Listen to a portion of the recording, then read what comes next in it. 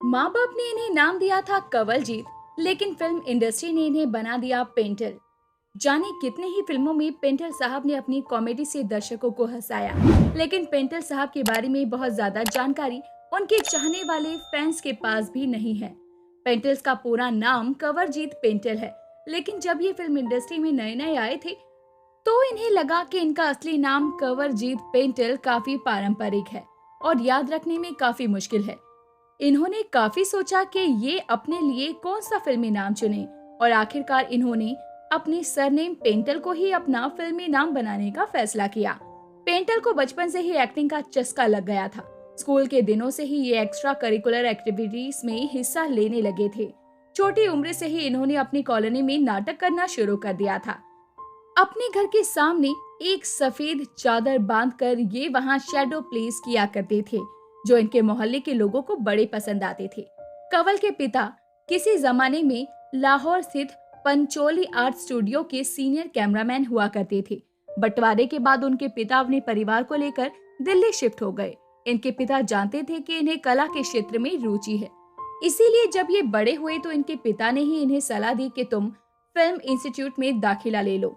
पिता की सलाह मानते हुए पेंटल साहब ने film and television institute of India में दाखिले के लिए अप्लाई किया और किस्मत से इन्हें वहां दाखिला मिल भी गया। FTII यानी film and television institute of India Pune में एक्टिंग का कखहरा सीखते वक्त कई नामी कलाकार पेंटल के साथ ही पढ़े थे। जया भादुड़ी, डैनी और अनिल धवन जैसे कलाकार FTII में इनके जूनियर हुआ करते थे, जबकि सुरेश चटवाल इनके सहपाठी थे और वहीं नवीन निश्चल और शत्रुघ्न सिन्हा इनके सीनियर हुआ करते थे। पेंटल का फिल्मी करियर 1970 में आई फिल्म उमंग से शुरू हुआ था। उस फिल्म में दिग्गज डायरेक्टर सुभाष घई ने भी काम किया था और जिस वक्त पेंटल ने ये फिल्म साइन की थी उस वक्त वो FTII पास ही हुए थे। हालांकि बहुत ही कम लोग इस बात से वाकिफ होंगे कि पेंटल साहब ने पहली दफा FTII में ही बनी राखी में एक्टिंग की थी। वो फिल्म महेश कौल जी ने बनाई थी। हालांकि वो फिल्म कभी कॉमर्शियल रिलीज नहीं हो सकी। पेंटल ने गुलजार साहब की फिल्म मेरे अपने में भी एक बड़ा जबरदस्त किरदार निभाया था और उस फिल्म में उन्हें पहली और आखिरी दफा महान मीना कुमारी जी के साथ एक्टिंग करने का मौका मिला था।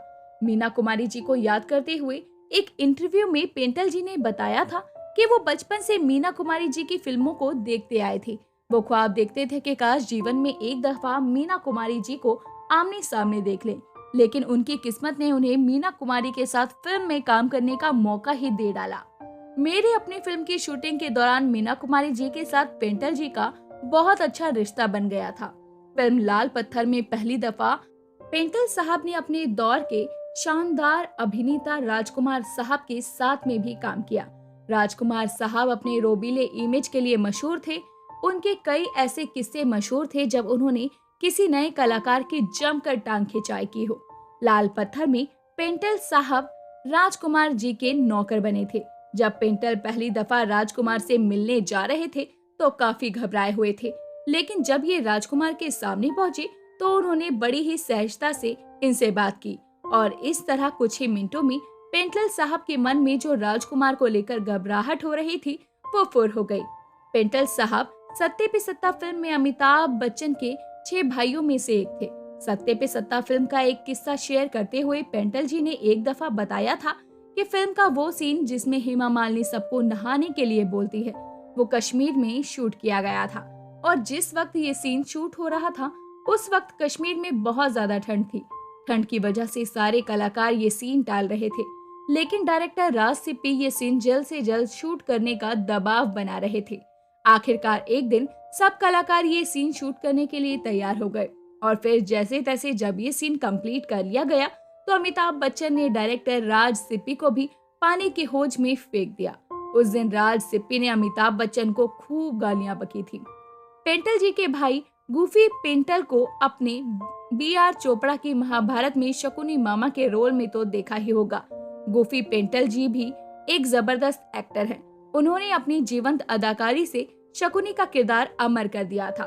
वैसे ये बात भी जानने लायक है कि एक्टिंग करने से पहले गोपी पेंटल विज्ञापनों की दुनिया से जुड़े थे और उससे भी पहले वो डायरेक्टर एच.एस. रवेल के असिस्टेंट के तौर पर काम कर रहे थे। एच.एस. रवेल के बाद उनके बेटे राहुल रवेल के साथ भी गुफी पेंटल जी ने काम किया। महाभारत में गुफी पेंटल के साथ ही पेंटल जी ने भी शिखंडी और सुदामा के किरदार निभाए थे। महाभारत का शिखंडी का किरदार भी एक अमर किरदार है। पेंटल जी ने अपने करियर में अब तक 150 से भी ज्यादा फिल्मों में काम किया है और वो अब भी एक्टिव हैं। इसके अलावा पेंटल जी छोटे पर्दे पर भी काफी सक्रिय रहे हैं। उनके निभाए महाभारत के शिखंडी और विक्रम बेताल के डगड़ू के किरदार आज भी लोगों को याद है।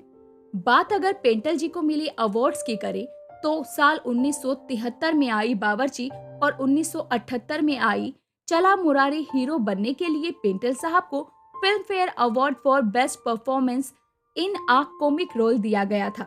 पेंटल ने कुछ वक्त तक फिल्म एंड टेलीविजन इंस्टीट्यूट में एक्टिंग विभाग में हेड के तौर पर भी काम किया था। हालांकि अगर बात की जाए इनके आज के बारे में तो आपको बता दें, पेंटल साहब 75 साल के पार की उम्र के हो चुके हैं और पहले के मुताबिक काफी बदले हुए भी नजर आते हैं, जैसा कि आप उनकी इन तस्वीरों में देख सकते हैं।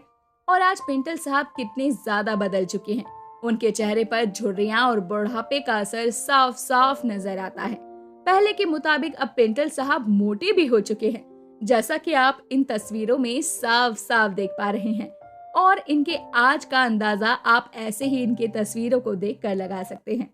तो दोस्तों, अभी के लिए तो बस इतना ही। मिलते हैं आपसे अगली वीडियो में, तब तक अपना ध्यान रखिए। Bye bye.